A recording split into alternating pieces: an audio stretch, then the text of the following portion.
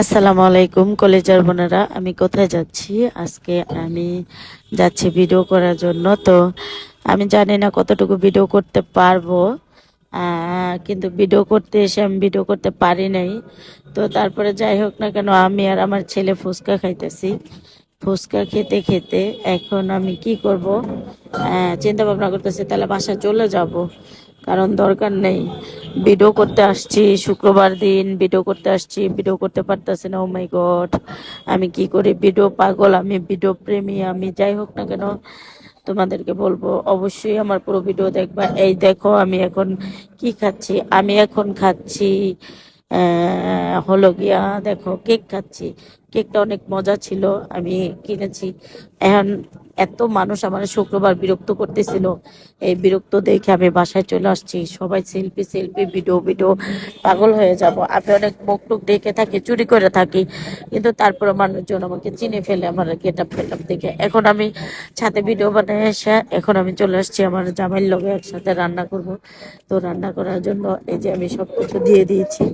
এখন আমি অনেক কিছুই রান্না করব, টুকিটাকি রান্না টান্না করে তারপরে চিন্তা ভাবনা আছে যে কি করব, খাওয়া দাওয়া করব। বাসায় কেউ খাওয়া দাওয়া করে নাই, আমার রান্নার অপেক্ষায় ছিল। তো এদিকে রান্না টান্না শেষ করে, তো যাই হোক না কেন, আমি সবসময় নিজেকে পরিপাটি রাখার চেষ্টা করি, কিন্তু পারি না। আমি অনেক কাজ করি, অনেক সময় ব্যয় করি, অনেক কিছু করি। দেখো আমার কাজ, প্রচন্ড কাজ। আমার ছেলে মেয়ে, আমি, এই তো এগুলা নিয়ে আমার বিজনেস, আমার ক্রিম।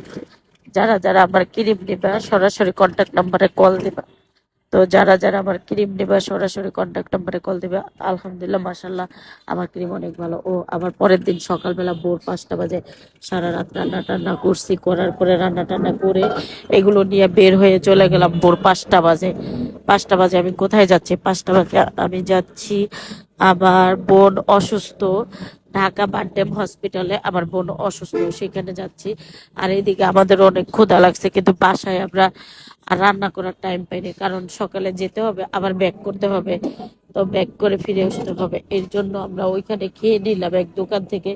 খেয়ে নিয়ে আমি যে জিনিসটা খাবারটা নিয়ে আসছিলাম, খাবারটা নিয়ে আর কিছু ফল টল নিয়ে আমি চলে আসতেছিলাম, কিন্তু গাড়ির ভিতরে বিশ্বাস করেন, গাড়ির ভিতরে সবগুলো জিনিস, আমি যে হাতে করে একটা ব্যাগ আনছিলাম, ব্যাগের ভিতরে কত সুন্দর জিনিস আনছিলাম, এই জিনিসগুলো সবগুলো গাড়ির ভিতরে ফালাই রেখে আসছি। আমার ছেলের ওপর দেয়, আমার ওপর দেয়। যাই হোক, যেটাই যায়, যেটা গেছে তো গেছে, আল্লাহ যা করে ভালোর জন্য করে, আলহামদুলিল্লাহ তাও ভালো আছি।